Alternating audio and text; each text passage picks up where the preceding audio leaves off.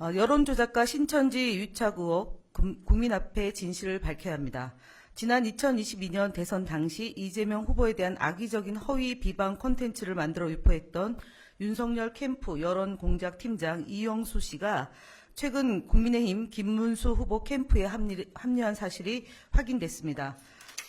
이영수 씨는 지난 대선 당시 120개 카카오톡 채팅방에서 약 5천여 명으로 추산되는 참여자들을 통솔하며 상대인 이재명 더불어민주당 후보를 원색적으로 비방하거나 집 베란다를 뚫어 경기주택공사 합숙소를 왕래했다는 허위사실과 주변인 사망 음모 관련된 내용을 유포하는 등 사실상 여론공작팀장으로 활동했습니다.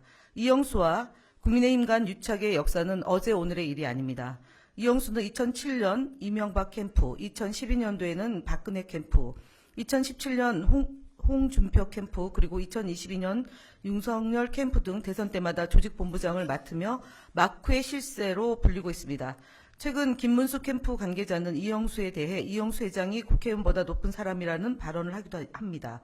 과연 국회의원보다 높은 이영수의 힘은 어디서 나오는지 묻지 않을 수 없습니다. 신천지에서 나오는 것이냐라는 얘기도 있습니다.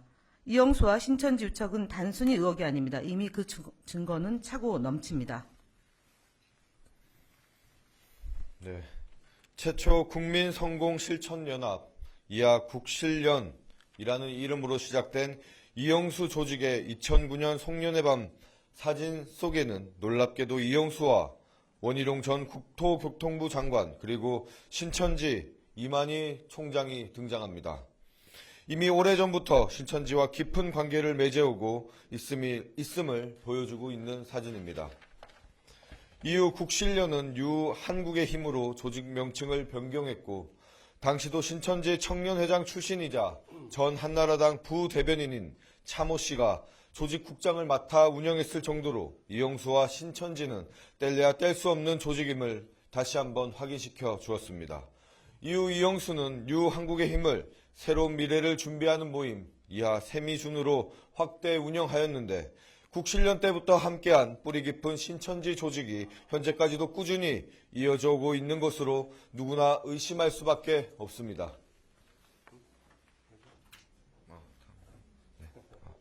이영수가 2012년부터 신천지 탈퇴자를 관리해왔다는 실제 신천지 탈퇴자의 양심 선언도 있었습니다. 이영수 본인도 통화 녹취록을 통해 나는 사이비 신도회 고문이다.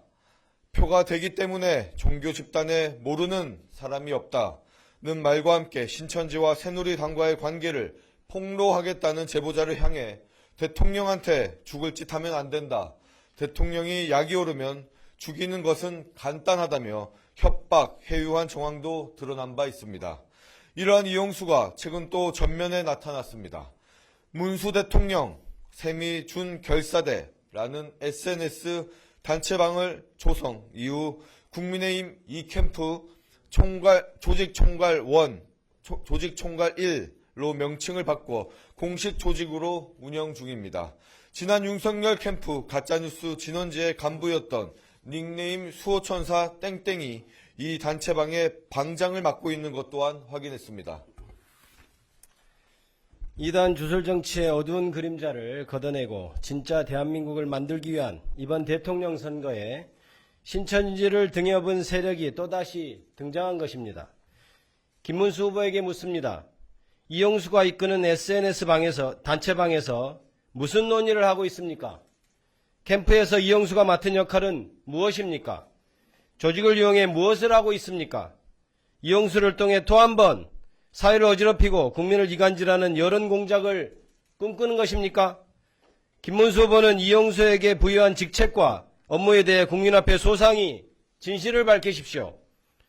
여론 공작 세력에 다시 한번 강력히 경고합니다. 경거망동하지 마십시오. 일체의 불법 행위는 모두 처벌될 것입니다. 온갖 비방과 허위 사실을 조작해 갈등을 조작하는 악의적 행위는 정의와 상식을 바라는 국민의 뜨거운 열망 앞에 결코 다시는 설 자리를 얻지 못할 것입니다. 진짜 대한민국 중앙선거대책위원회는 가짜뉴스를 기획하는 자는 물론이거니와 단순 유포하거나 배후에서 선동하는 자들 또한 발본, 세곤해 무관용 원칙으로 대응할 것임을 다시 한번 강력히 경고합니다.